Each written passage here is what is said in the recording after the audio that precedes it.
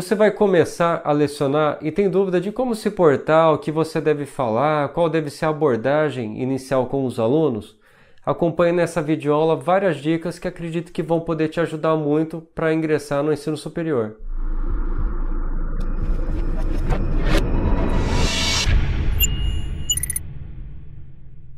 Olá, aqui é o Eduardo Gula e estou aqui para um vídeo da série Um Mês de Vídeos do Sala de Aula.online.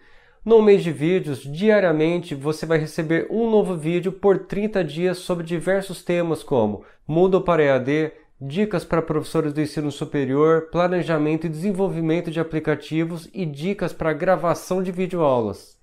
Pela cabeça de um professor passam diversos questionamentos.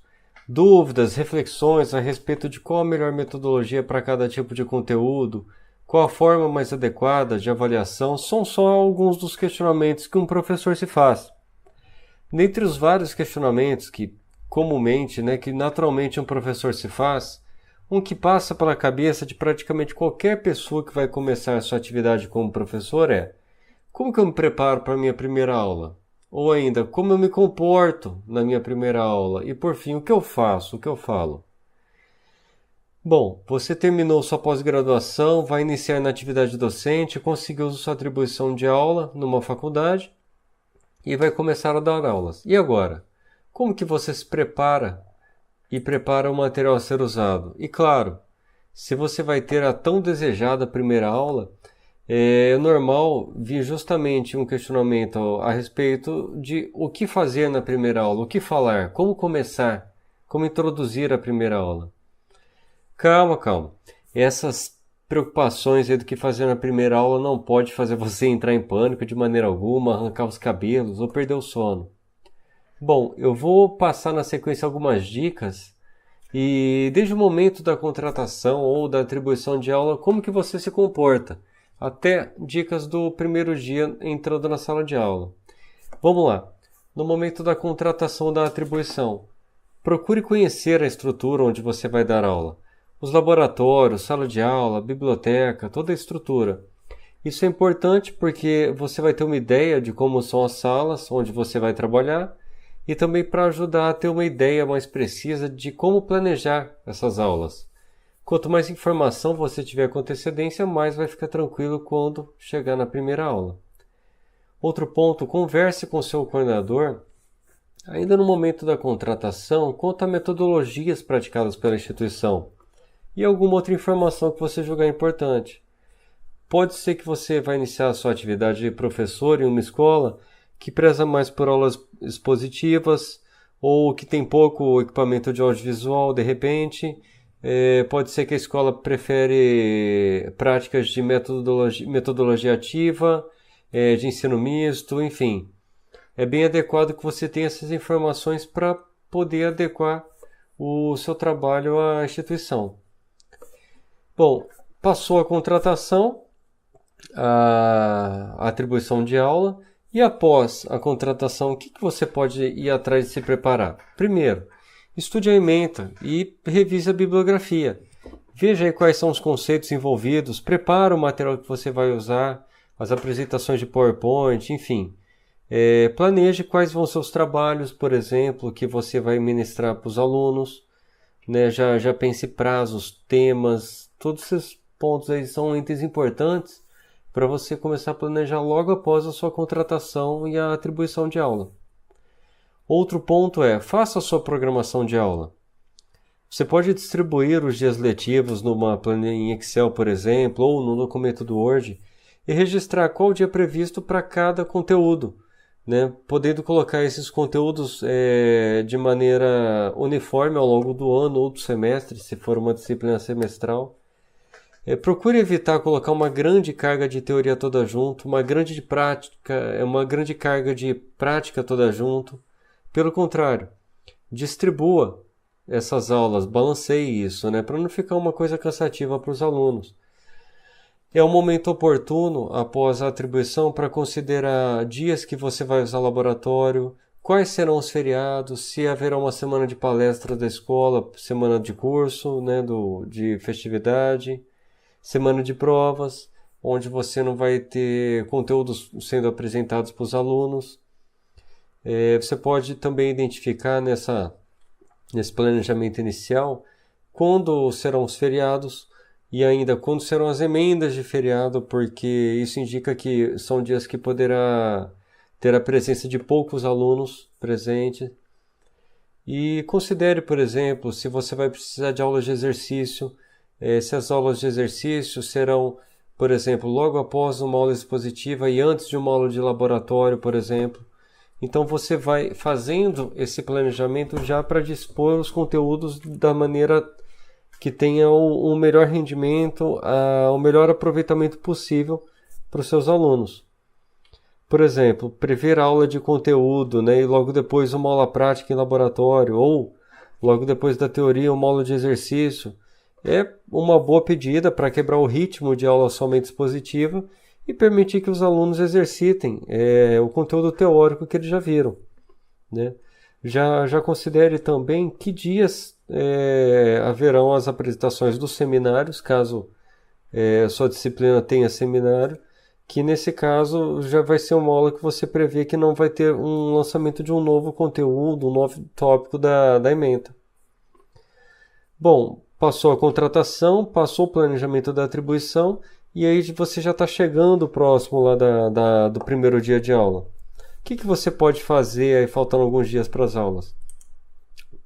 Um ponto muito bom para fazer é o quê? Rever o material que você vai levar na aula, ver se está tudo certo na bolsa, caneta, notebook. Se você leva notebook em sala, veja, teste se os softwares que você vai usar estão todos funcionando de maneira adequada.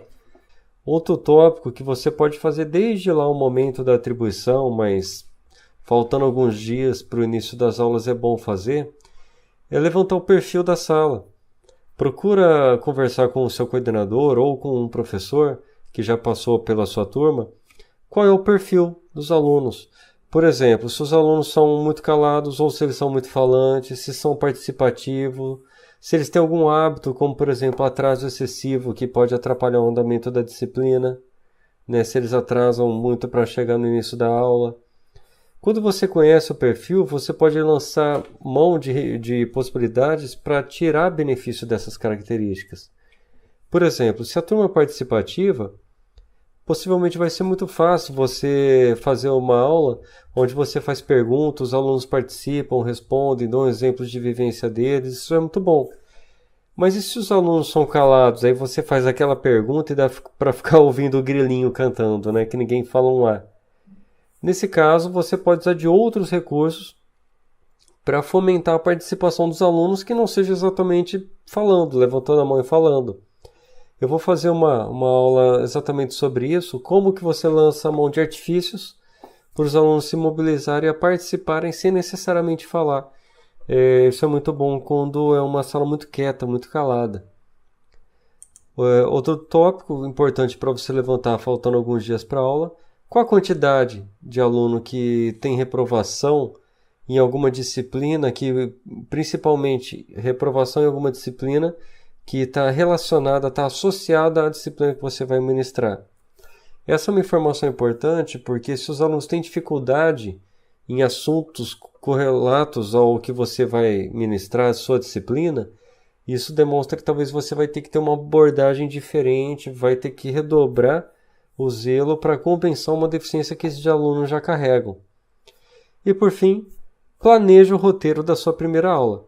Se você não tem ideia de como que você planeja um roteiro, vai ter uma aula aqui só sobre planejamento de roteiro, onde você vai sair dessa videoaula com um roteiro pronto.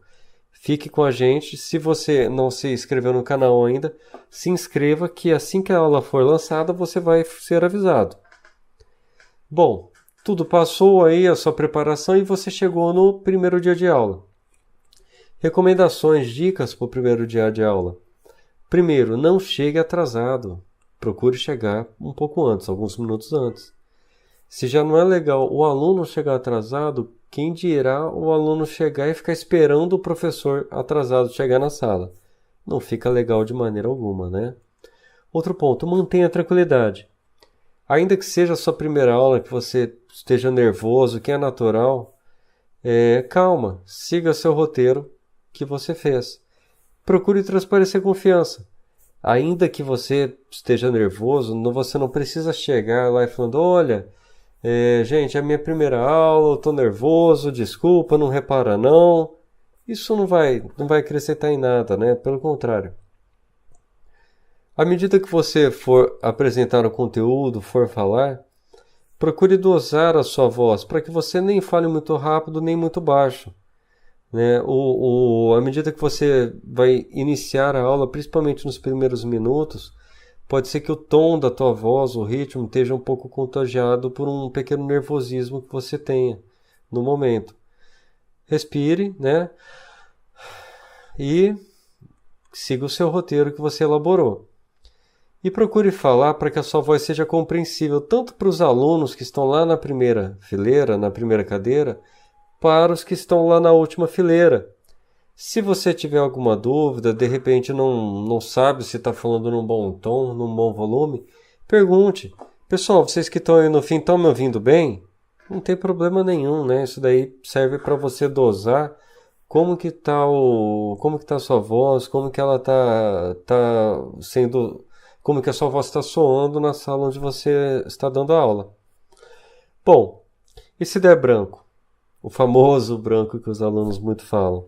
Se der branco, siga o seu roteiro. O seu roteiro é a sua principal ferramenta para que você não fique nervoso, não tenha o seu famoso branco e aborde todos os tópicos que você se propôs a abordar na sua primeira aula.